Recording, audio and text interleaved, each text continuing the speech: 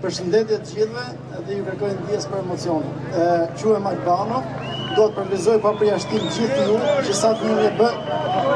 që sa vini e bëheni më shumë edhe pse dita e 13 e protestës. Veçanërisht prezantoj këto prindër të mrekullueshëm që kanë marrë guximin dhe kanë sjell edhe fëmijët e vegjël me to.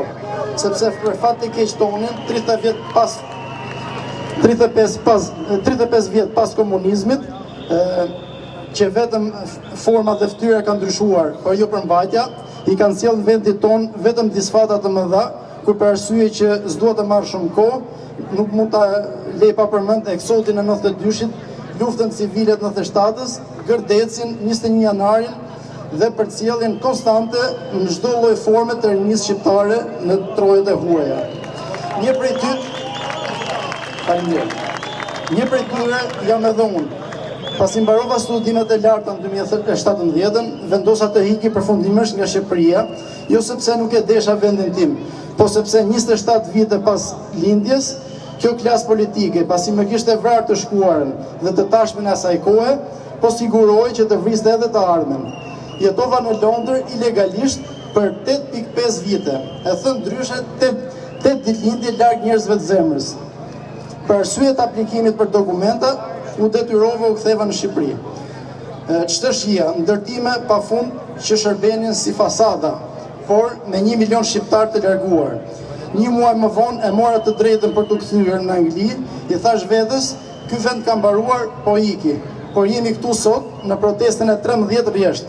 Shqipëria nuk ka vdekur, shqiptarët e vërtet janë gjallë, akoma. Po për sa kohë? U bëj thirrje diasporës, kudo që ndodhet, atyre që kanë mundësi udhtimi, eja në Shqipëri në vërtet.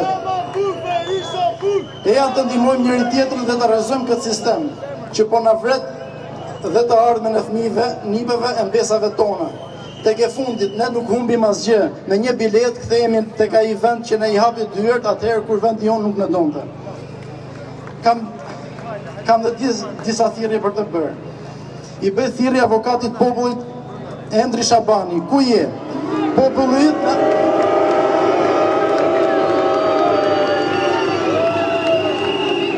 yt është në hall të madh. E nisë tradhtin nga Londra, erdhëm të takuam, të tërja premtime na dhe.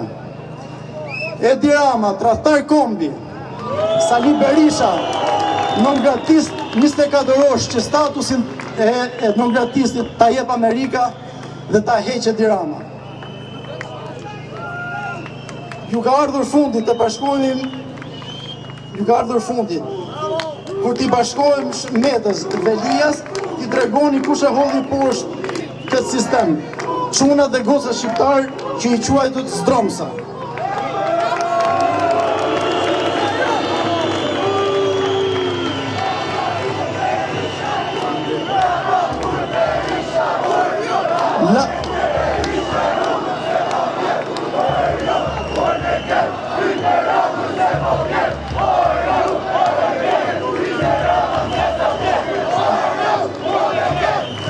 Last but not least, Europe, Albania is calling. Answer, this is not about birds anymore, but snakes, and we are here to take down Medusa's head. Do you really want us to join you? Because we'd really love to. In the end, we are one of the oldest civilizations in Europe, and yet left alone right in the middle of Europe. Look around. Albanians are not the problem, their corrupted government is. Been taking us hostage for the past 36 years while selling you, yes, you, European Union, dream full of lies in return for some grants given from you to support investments to uplift us. Let me reveal you a secret. That money is gone, and so the money of us, taxpayers, is too. But we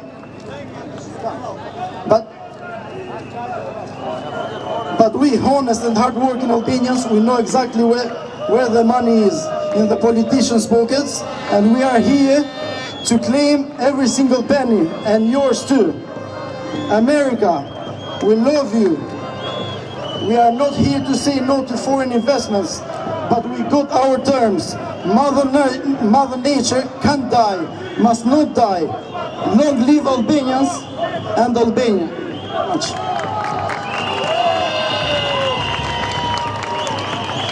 Përshëndetje gjithëve. Ju lutem, kërkoj mirëkuptimin e gjithë qytetarëve vetëm për diçka. Sot mes nesh ka pankarta kundër medias. Ne kemi thënë që ditën e parë t'i bojkotojmë mediat. Ne bojkotojmë të gjithë pronarët e shitur të mediave, të gjitha mediat e shitura shqiptare. Por ne jemi këtu për të mbështetur të gjithë gazetarët që janë me ne, sepse ata janë viktimat e këtij sistemi.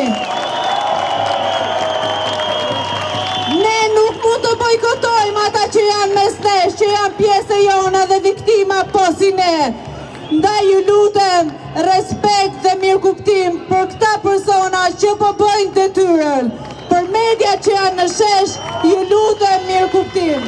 Janë pjesë e jona. Ditën që do shpëtojmë Shqipërinë, do shpëtojmë edhe ata nga pengbarja që u ka bërë rroga me cilën mundohen të mbajnë familjet e veta. Ju lutem mirëkuptim dhe respekt për individet që kemi mes nesh. Ju lutem, ata nuk duhet të ndihen të përjashtuar, nuk duhet të ndihen të rrezikuar. Tani po lëviz administrata që i kishte nxjerrë me detyrim kryeministrin e shesh. Ju lutem, dhe ata janë si ne, dhe ata nuk e duan këtë sistem. Pasi ndihen të detyruar dhe duhet t'i mirëkuptojmë. Duhet t'i ftojmë që të bashkohen me ne, që të shpëtojnë edhe ata, të shpëtojmë Shqipërinë të gjithë së bashku. Bashkohuni me ne, bashkohuni me ne, bashkohuni me ne, bashkohuni me ne, bashkohuni me ne.